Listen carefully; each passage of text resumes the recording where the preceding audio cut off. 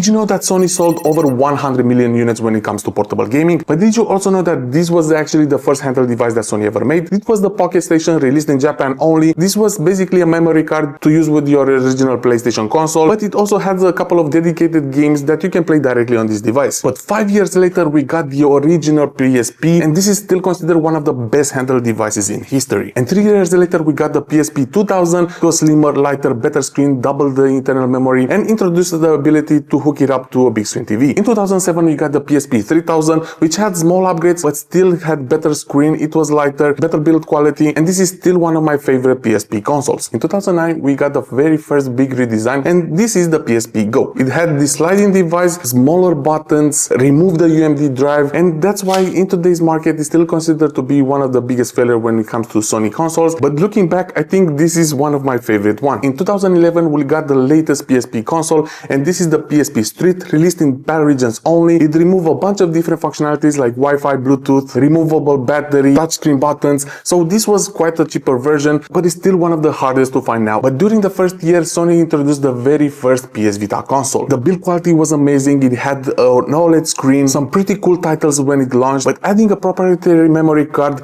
made the PS Vita to be a big failure. 2 years later, we got the very first iteration of the PS Vita. It was slimmer, lighter, introduced the micro USB, but it also removed the OLED screen, but it did add an internal memory so you can still play a couple of games. But during the same year, Sony also released the PlayStation TV, which technically is still a PS Vita, and in today's market is just a really cool collector's item. But we are not done yet, because in 2024, Sony introduced the PS Portal. This is a remote play only device, but I still hope that Sony will introduce a dedicated handheld device, maybe a PS Vita 3. 2026 might be the year, so stick around to the channel because we'll definitely check it out.